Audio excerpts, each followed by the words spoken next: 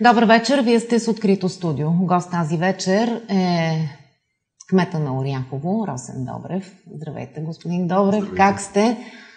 Нормално. Радвам се, че приехте поканата ми и дойдохте от Оряхово, въпреки че ние този разговор много отдавна го планирахме с вас и аз си спомням това, което ми казахте при една от поканите, които отправих към вас. Не може един кмет да няма за какво да говори, когато застане пред толкова много зрители. Така ли е? Разговора, ако мога да уточня, здравейте на вашите зрители. Разговора започна така, че коментирахме евентуално темите на нашия разговор и аз казах, ако един кмет не може да няма за какво да определи темите, той просто не е за там. Да. Средствата по проекта Публична инвестиционна програма, започвам директно, предизвикаха недоволство, дори политическа интрига. Вие и още няколко общини не получихте тези средства по проекта, заведохте дела, обърнахте се към съда. Какво се случи? Аз благодаря за вашия въпрос. Той като че леко очумя, въпреки че не би трябвало никога да очумяват такива лоши практики, според мен, на управляващите, които надявам се в най-скоро време си подадат оставката. Почувствахме се, че общините, които се управляват от кметове, избрани от листата на политическа партия ГЕРБ, сме в един черен списък, който казвам виртуален черен списък, но черен списък, но така или иначе ние, ако в началото просто имахме усещане за нещо такова, сега година по-късно вече знаем със сигурност, че това е така. Може би, когато ви представям и който и кмета да влезе в това студио, трябва да уточнявам, че той е кмет от еди коя си политическа партия, защото явно е важно. Не приемам такъв подход. Според мен нормално е в България политическата система е образувана от политическите партии и на местните избори политическите партии излъчват свои кандидати. В момента, в който кмета стане такъв, той става кмет на абсолютно всички граждани на населеното място и на общината и трябва да не дели гражданите по нито един такъв принцип, който накърнява тяхното мислене, техния начин на виждане на света и аз не си позволявам.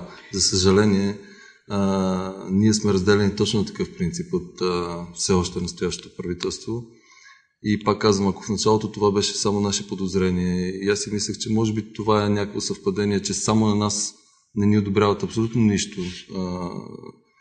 и то е което случайно. Подаваме и то е случайно. След това вече беше оформена една ясна тенденция на игнориране на общините, които са избрани с листата на ГЕРБ. Не само на игнориране, а и по-скоро на наказание. Защото за мен, ако приемам, че публичната инвестиционна програма тази година е един инструмент за раздаване на пари, аз съм сигурен, че това е така, които голяма част от тях да бъдат присвоени, според мен, неправомерно. Има и друга дума, която е синоним на присвоени неправомерно, няма да я ползвам. След това те да се върнат в изборите като купуване на гласове. Това го казах в едно мое предишно интервю. Това го казват и всички, мнение. Не само мое мнение. Предполагам, че много от хората го виждат. Но за мое съжаление то се потвърди. Изключително точно и ясно. Ако вземем изборните резултати в област Враца.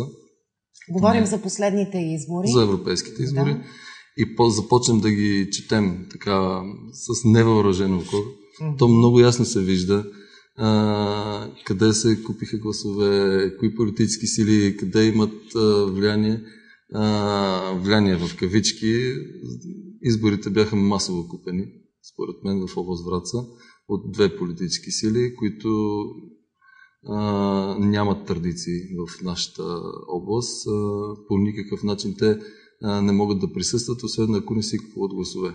В Оряхово резултатите показват превес на БСП, като политическа сила на тези избори. Да, така наречената афера, която... Странно ли е това?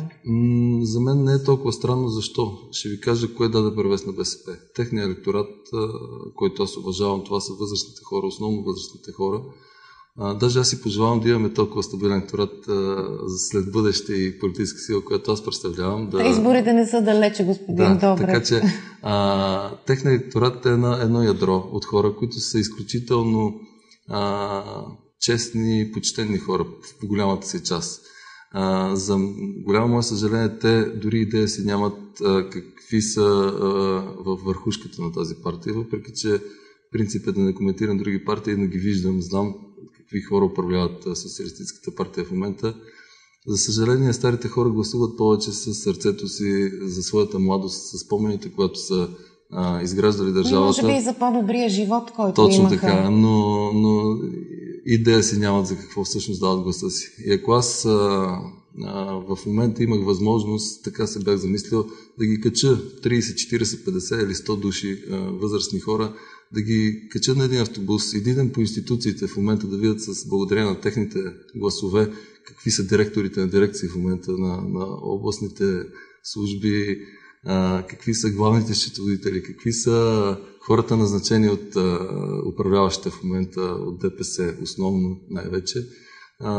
Аз съм убеден, че те ще бъдат потресени, защото... Носталгията ще се изпари. На секундата, убеден съм, но те дори не го осъзнават това нещо. Още е, че когато разговарям с тях, те привидно разбират проблема, привидно са съгласни с това, което казвам. До момента, в който влязат в тъмната стаечка. Там нещо се преобръща в тях.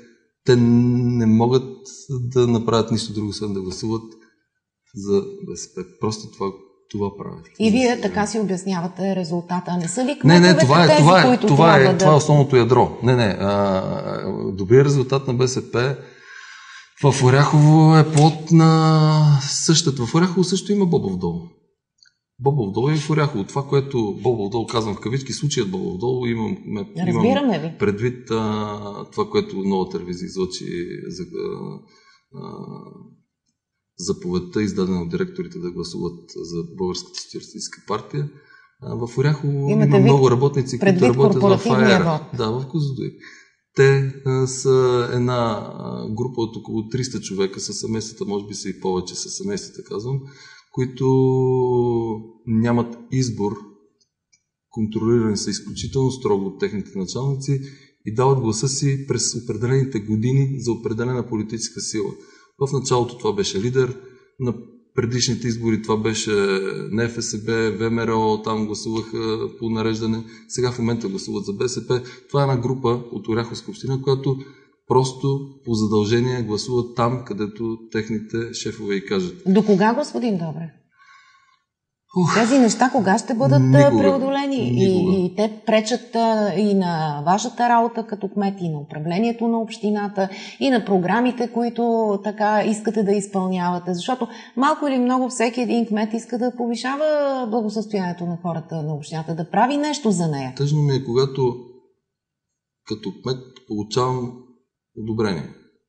За вашата работа. За работата си, за екипа ми най-вече. Да, вие казахте, защото сте кмет на всички хора в общината. Така. Обаче, когато чрез парламентарните избори аз потърся подкрепа за Европейската партия, която управлява държавата, тогава дойдеха много хора и преди европейските избори. Кмета, ние сме за тебе, но в случая не можем. Просто натискат, ни трябва да гласуваме. Извинете ме, кмета, да. Но...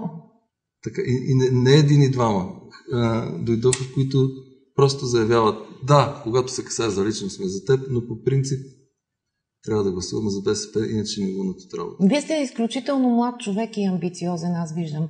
Не беше ли и при вас същите тези съмнения, колебания, когато трябваше да стъпите на този пост, когато отидохте на изборите? Имах колебания, аз взех решението няколко месеца преди изборния ден, така че... Но вашата кандидатура пак беше политическа, неизбежно е. За съжаление, от това, което се случи в държавата ни последните 6, 7, 8 години и тежкото противопоставяне на политическите партии, правят думата политика и политик и политическа партия неприемлива. Звучаща по различен. Това не е лоша дума. Убеден съм. Нормално е политическите партии да управляват държавата, но по по-цивилизован и европейски начин. Много различен от този, който е в момента. Когато отидохте и така, когато бяхте избран вече и стъпихте в длъжност, как заварихте община Оряхово? Имахте ли така своите амбиции да промените нещо и да направите нещо, което наистина, въпреки че общината попада това, в този регион? В този регион, аз така го наричам. Аз разбирам. Това за региона си дадох сметка доста по-късно, т.е. когато се запознах с доста от колегите си от различни други общини, тогава видях колко всъщност сме назад и колко много имаме да наваксваме. Но това дойде в по-късен етап. Това, което заварих, беше сега общо използваните думи са трагедия, пагубна ситуация.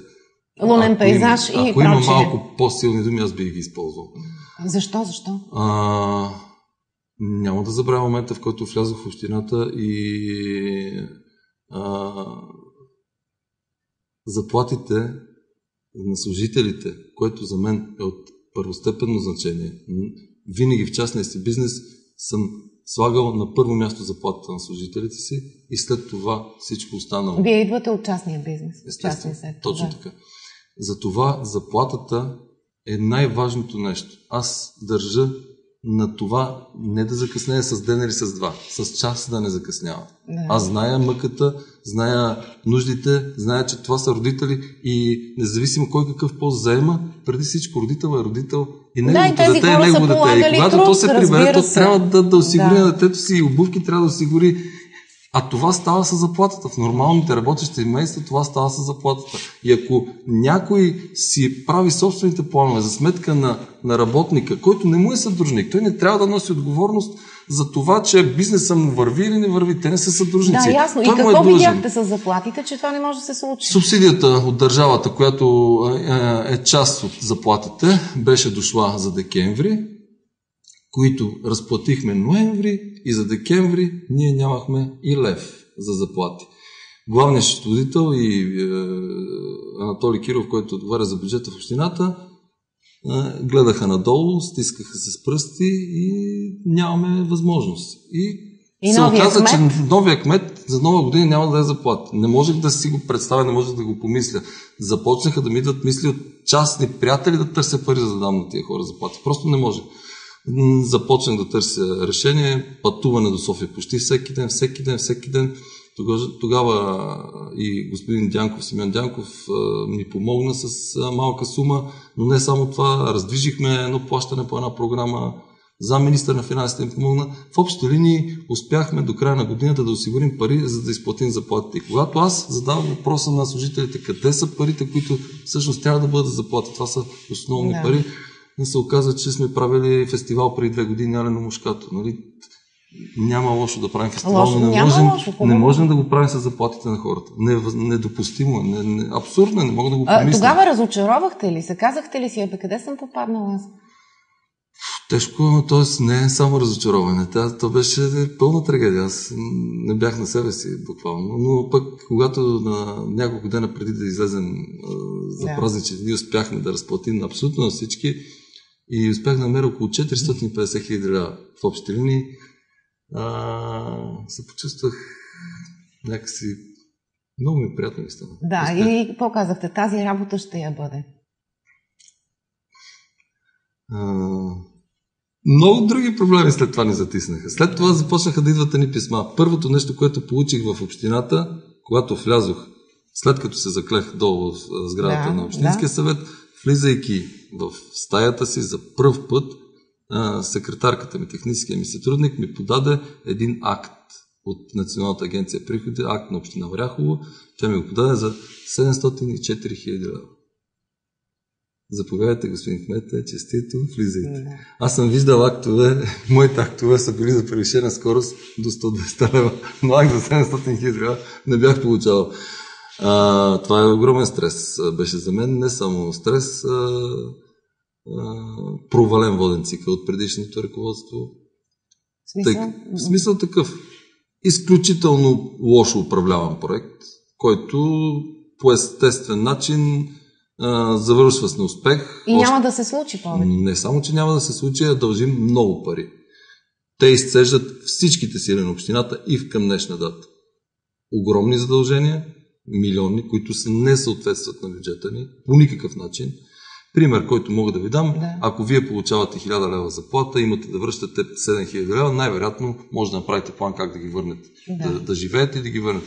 Но ако ви кажа, че дължите, да речем, 100 000 лева, това ще кажете, нали, това е почти невъзможно. Това е невъзможно. Няма как да ги върна, да. Това ли е най-големият проблем, който тежи на общината? С днешна дата, един от големите проблеми. Най-големите проблеми, защото са лошите и некачествени ремонти, извършени преди години и при предишните ръководства. Изключително некачествени ремонти са извършвани.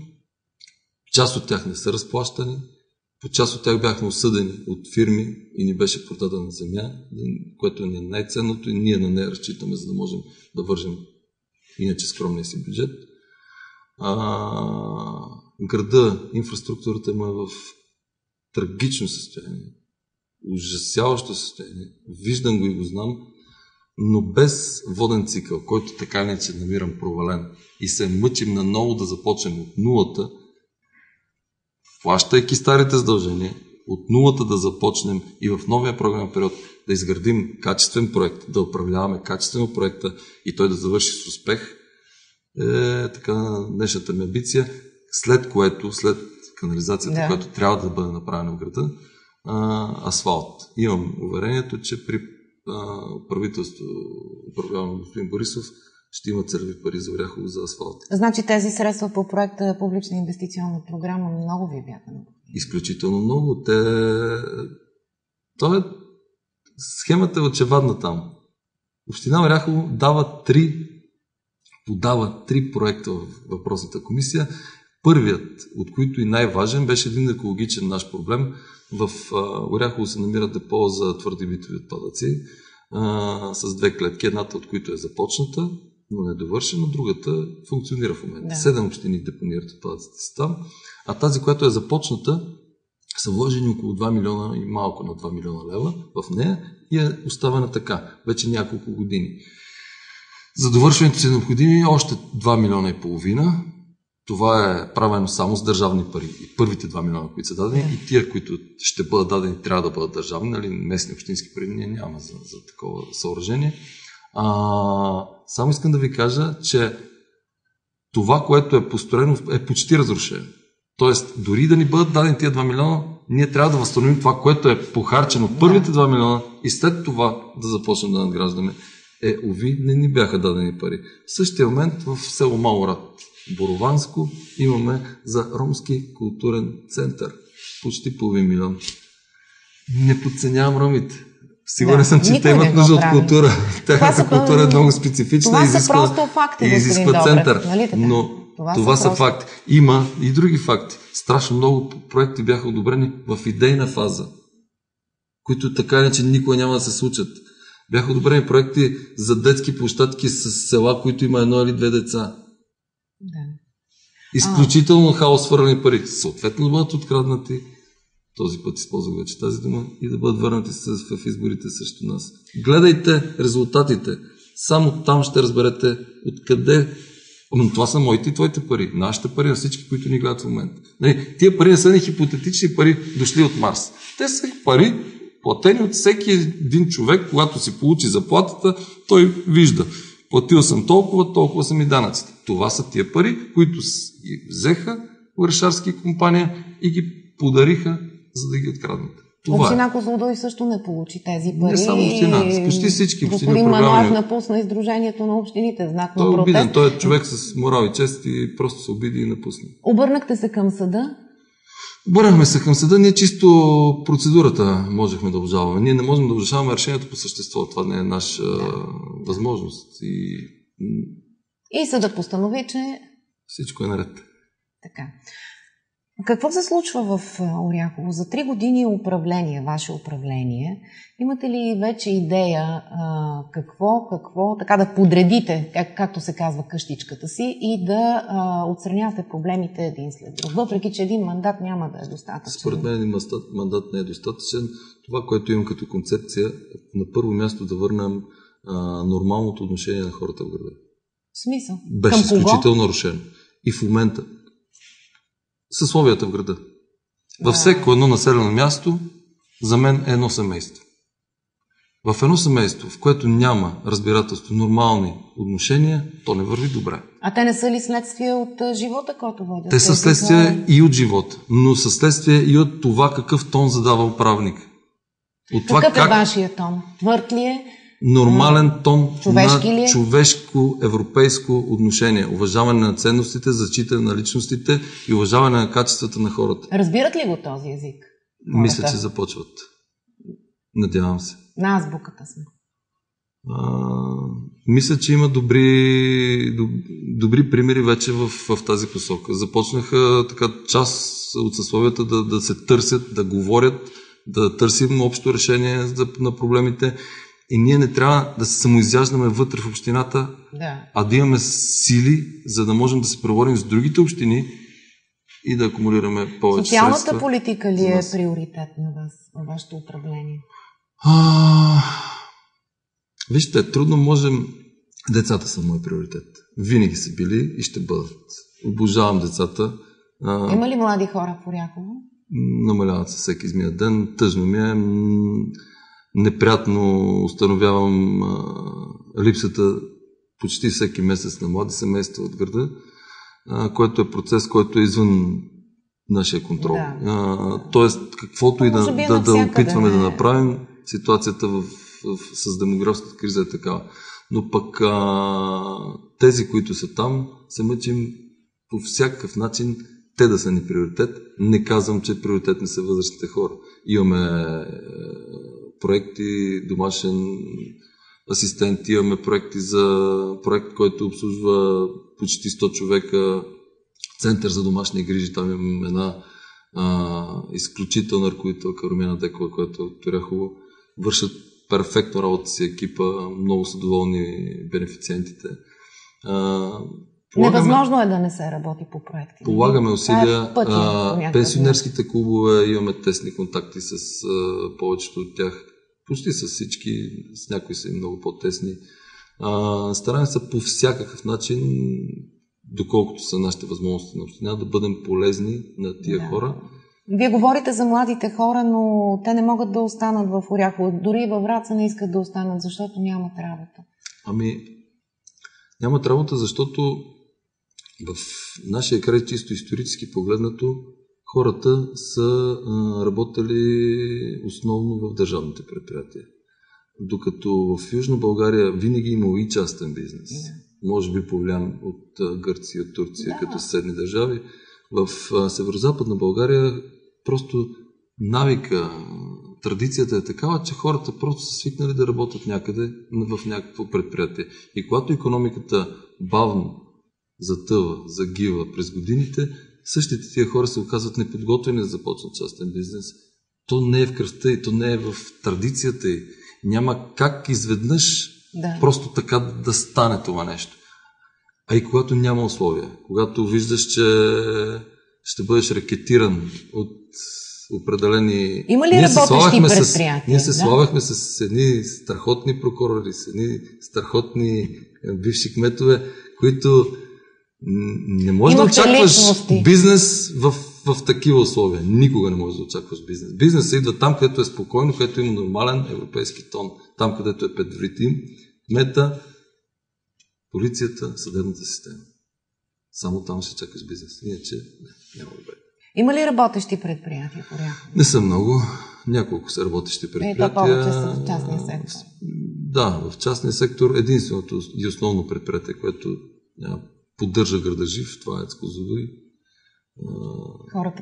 Хората пътуват на работа там и семействата,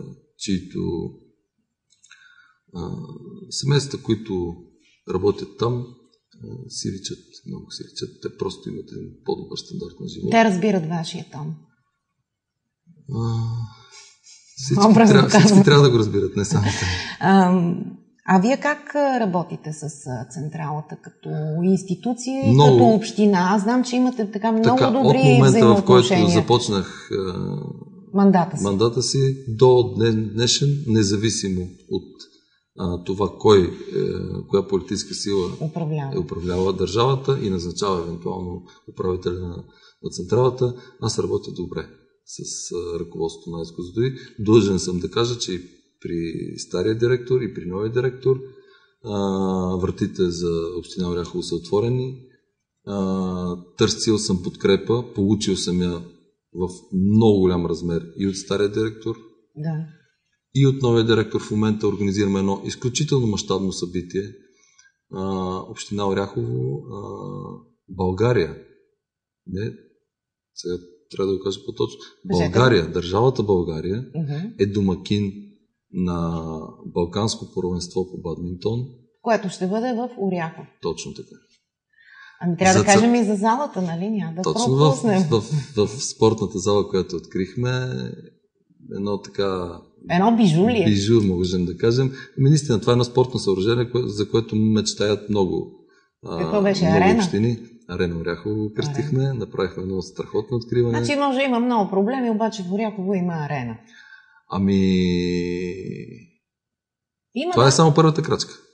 Ще има още много крачки, убеден съм. Просто, ако продължи това правителство така да ни порязва и всяко мое начинание, като казвам мое, казвам като представител на общината, бъде орязвано, най-вероятно няма да има още много неща. Но ако има правителство, не желая да ми помагат специално. Просто искам честно отношение. Не желая специални помощи да има за нас, защото съм от ГЕРБ. Не. И никога не е било. Искам честно отношение. Просто качествата на екипа ми, качествата на проектите, които правим, да бъдат оценявани по достоинство и да бъдем класирани на това какво можем. Това искам, което в момента очевадно не е така. Господин Добрев, а това бижу използвате ли? Не само, че го използваме, наплива на децата се увеличи двойно, тройно повече. Какво правите в тази зала? Тренират.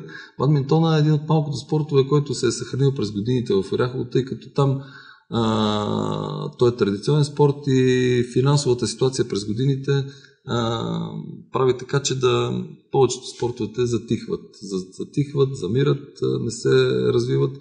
Но има един стар треньор, който Станев се нарича, който запазва този спорт. Този дух е жив там. Точно така, този дух е жив. И сега той намира възраждане, нов тласък, развитие. Бяхме оценени по достоинство от Българската федерация по бадминтон в лицето на професор Касабян. Да. За секунда. Няма проблем. Да, това са наистина много хубави неща и виждам как така лицето ви грее, когато говорите за тези хубави неща. Да, наистина. За мен е гордост, че малката община, която представлява, ще бъде домакин, представляващ България. В Оряхово ще играе националния отбор на България.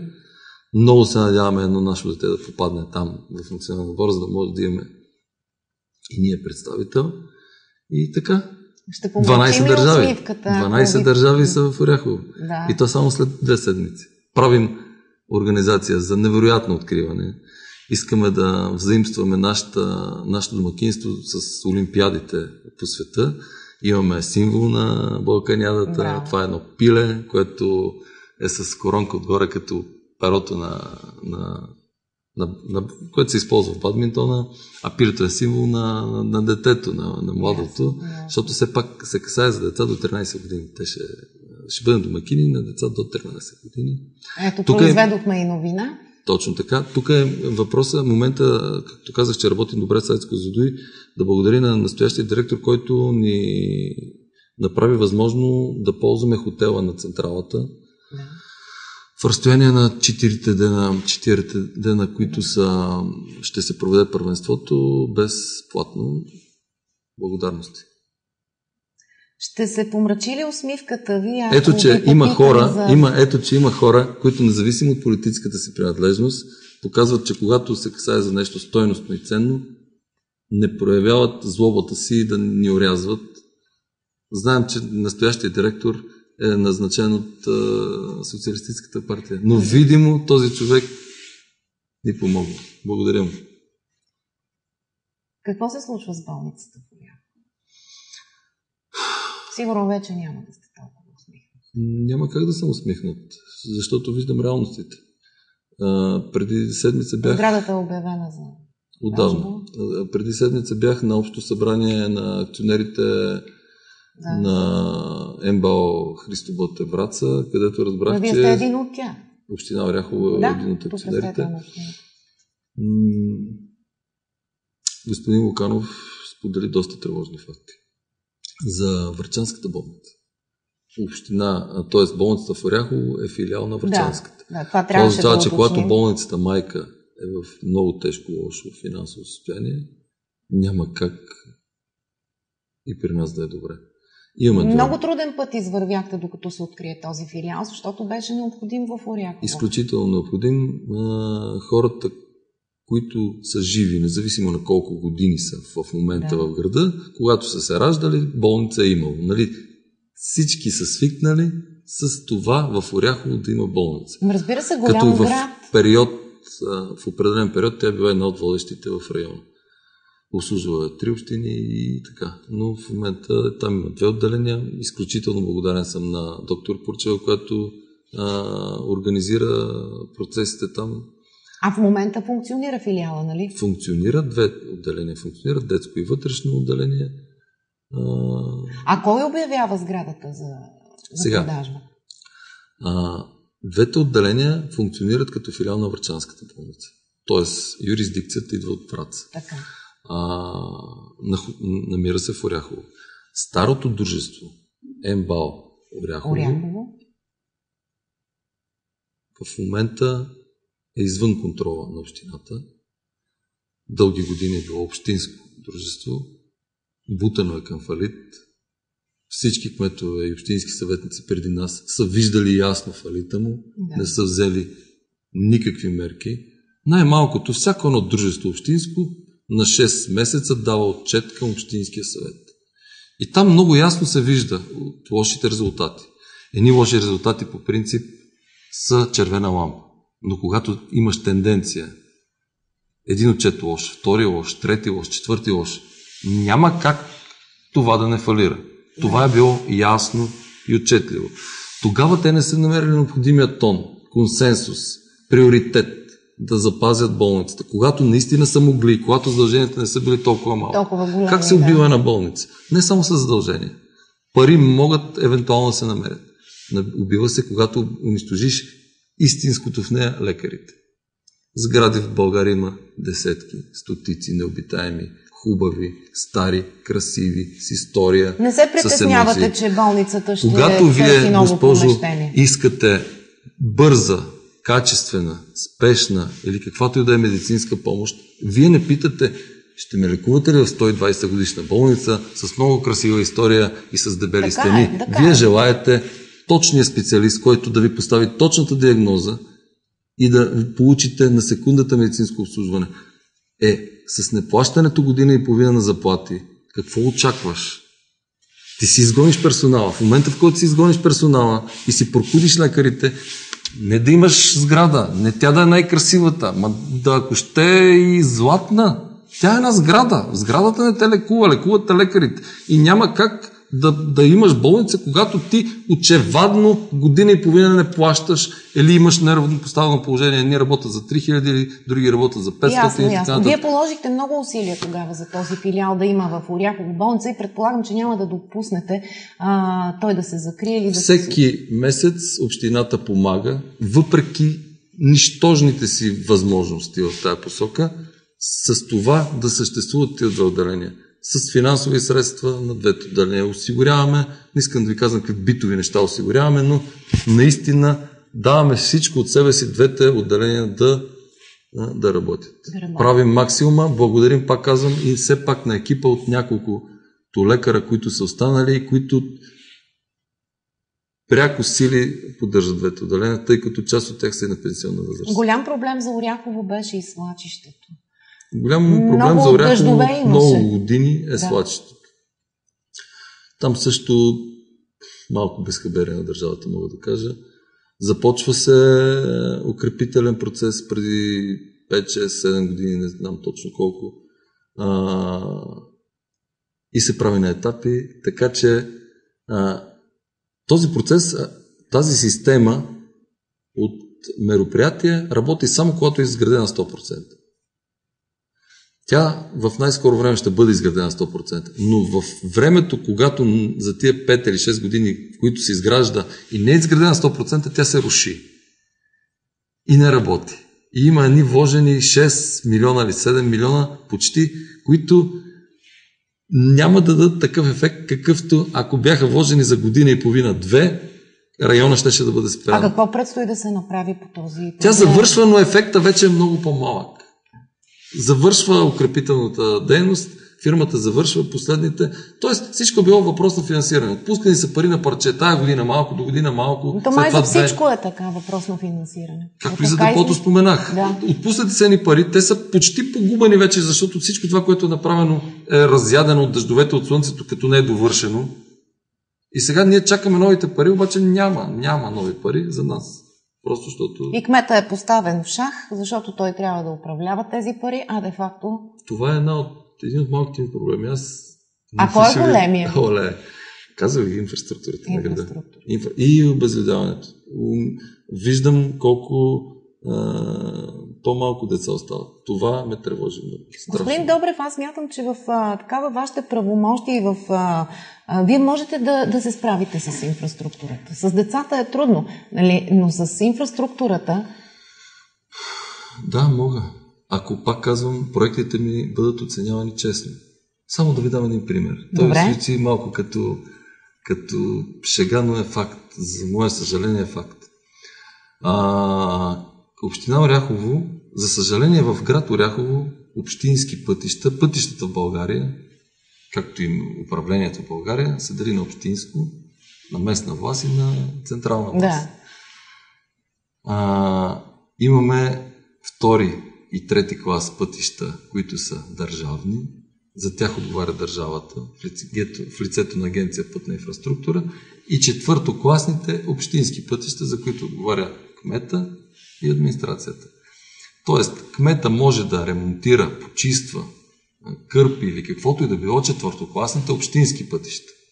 Не мога да докосвам дори, въпреки че се опитах и ме заплашиха с акт 5000 лева, ми написаха писмо, да не докосвам държавните пътища. Тези актове ви съпътстват през цялото ви управление. Точно така. Значи, ако аз докосна държавния път, само да го окуся или да искам една дупка да запълня, нямам възможност да докосвам държавния път. Въпреки че виждам, че населението там страда и че трябва да се укрепи. Не трябва, не мога да го пипам. Мога само общинския път. Общинските пътища в най-обозримо бъдеще ще бъдат чисто нови всичките. Пътища. Не говорим за улици. Улиците по кварталите трябва да се оправят с местно финансиране на европейски фондове. Надявам се в новия програмен период да поуправим доста улици. Аз говоря за четвъртокласни пътища, които са. Пътя в Селановци е такъв, пътя в Галово е такъв, пътя в Остров е такъв и пътя в Владин е такъв. Това са общинските пътища. За мое съжаление, в града Оряхово няма дори и метър такъв общински път. Тоест аз не мога да пренасоча действията си вместо в Остров или вместо в Селановци да ги насоча в Оряхово, защото просто там такъв път няма, по който общината да бъде кандидат. Как мечтаете да видите Оряхово като европейски град? Как би изглеждал? И така в вашите правомощия или в вашите сили ли е? В моите сили убеден съм, че при първото нещо, което е най-важно, е Оряхово да има авторитет. И когато централната власт чуе за Оряхово, не както в момента просто да сме в черен списък, а да искат да ни помогнат.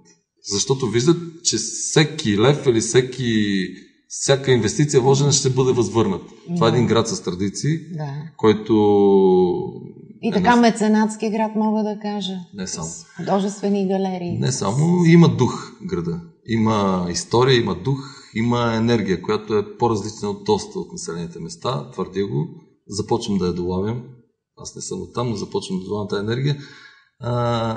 Трябва да направя всичко възможно след няколко години, ако естествено хората желаят да продължа, да изглежда коренно различно. Искам да го направя. Сигурен съм, че може. Аз ви пожелавам да успеете. С две думи, как работите с Общинския съвет и как са разпределени силите? Много по-различно от предишния кмет и предишния Общински съвет.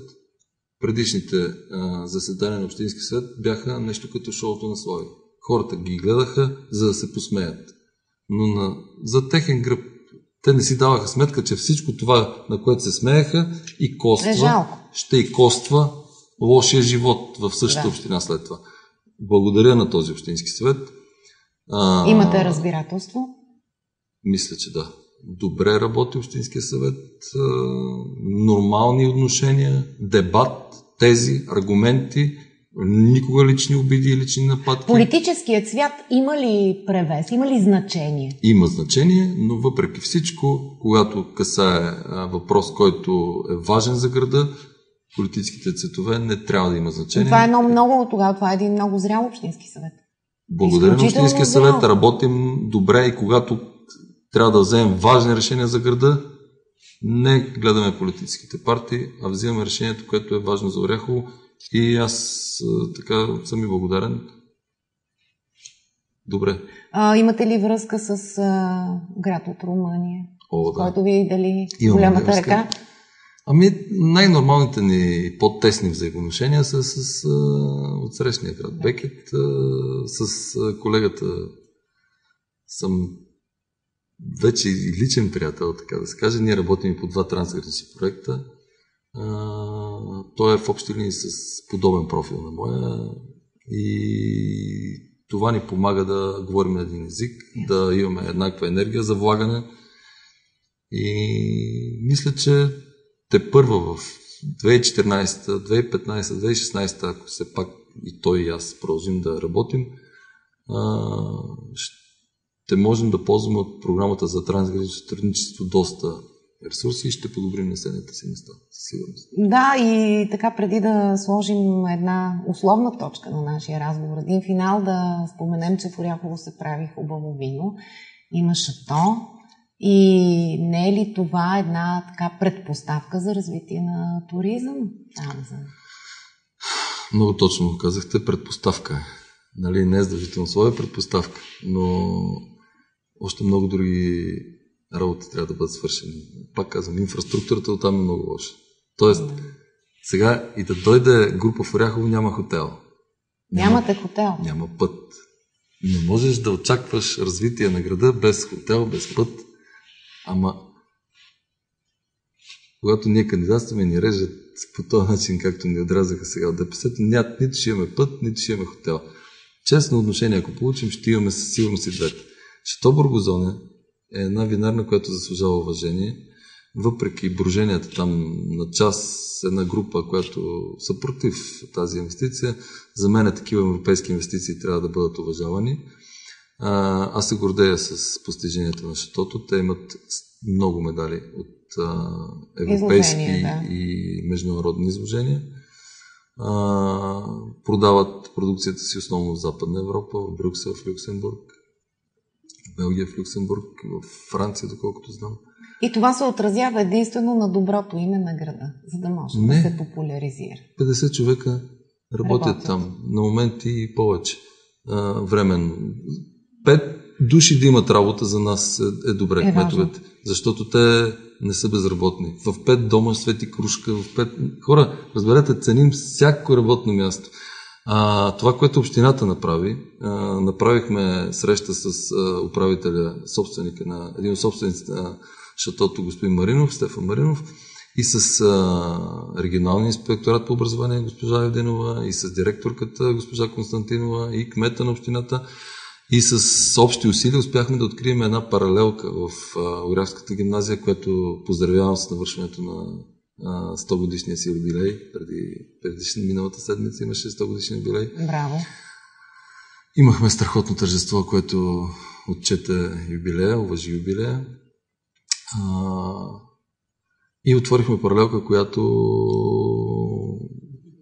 е с такъв профил лозарство, за да може в следващите години да има приемственост, да има и кадри, които да започнат да работят, по-професионално подготвени кадри, като и голямата част от практиките ще бъде на място. Тоест няма само хипотетично да учим за икономисти, за стругари, но те идея си нямат децата за какво става дума.